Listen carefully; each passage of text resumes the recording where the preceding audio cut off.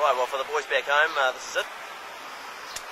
This is Santa Cruz, and it's a very long way from Queenstown. It's a very long way from New Zealand. It's on the west coast. And here's a member of the Santa Cruz Police. Very fine. They get very friendly bunch by American police standards. I quite like the police here in Santa Cruz. Got bailed up by the police in Santa Monica. Actually, a woman with a big gun and like a Darth Vader suit sort of pulled me up. And I'm just like driving along the road. There's a police car in the way, so I turned left to avoid the police car.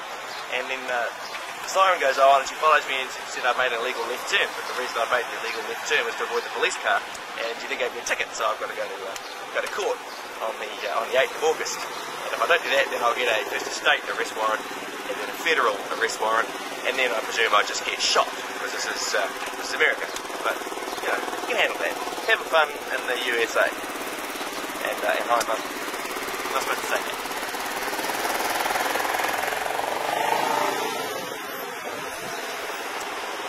So,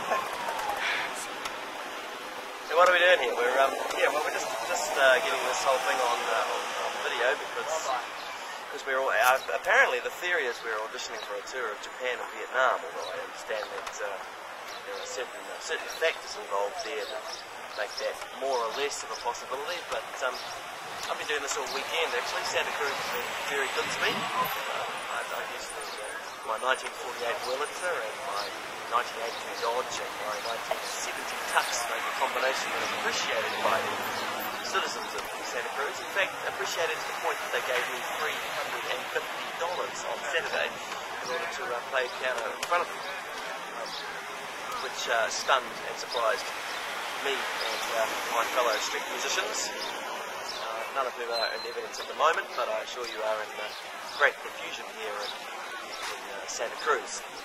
Managed to make friends with a number of the locals, including my friend over here, whose name I haven't yet found out, but I've bought him a number of dinners and breakfasts and whatnot since I've been here. Unfortunately, I'm actually occupying his corner, which is a problem. It's certainly not my corner because I'm home. It's his corner, so every now and then I have to take the contents of my hat and share the said contents of my hat with various people who claim that it is in fact their corner.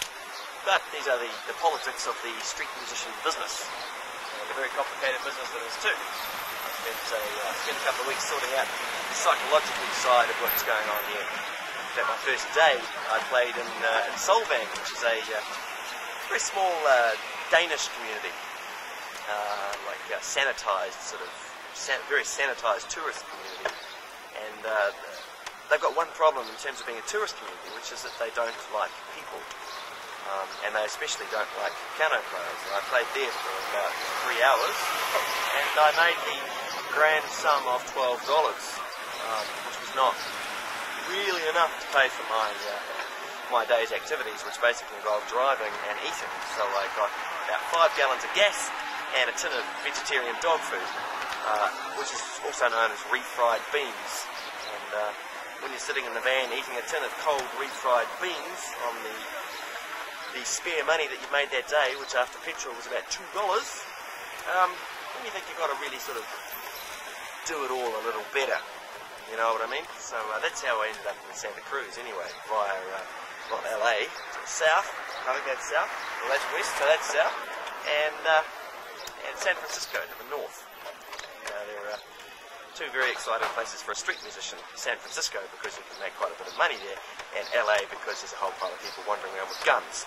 And that is in fact the only exciting thing I can see for street musicians in LA. Although it is possible to be a street musician in LA if you get a permit. If you don't get a permit, then you get shot. But if you want to get a permit, you go down to City Hall. And when you go down to City Hall, you go onto the 4th floor of City Hall, and you stand in a queue which has approximately 5,000 American citizens standing all in a line, like nose to tail, in said line. And you get right up front, and you say, "Hi, my name's Andrew, I'm from New Zealand and I'd like a permit to play music in your city." And they say, "Okay, what's your social security number?" Well, social security number is a 48-digit number that doesn't mean anything, but you can't get one unless you are American and you have the American flag tattooed on your foreskin. I don't have the American flag tattooed on my foreskin, so I'm unable to get a social security number while I'm in the United States. So I've then proffered my New Zealand passport, which is a fairly civilised sort of document. It's got a really good civilised photo of me in a suit. I had to have 3 attempts at getting the photo. The first photo I looked like a French terrorist, and the second photo I looked like a French terrorist. So I got that third passport photo in order to not look like a French terrorist, to not get strip searched at every airport I entered on my world thing. So I proffered my passport, and she said, "Okay, we can have a permit to play. That'll take about 5 years." At which stage I gave up and hit the road and resigned myself to vegetarian dog food in the USA. So there you go. That's the story.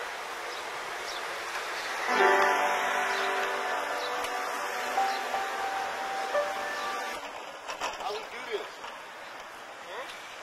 Hey man, can you turn that thing off, man? I'm an Indian, man. I don't like to get my See, look at me like this. I was stupid. You know what? I said, I never paid no money. Guys.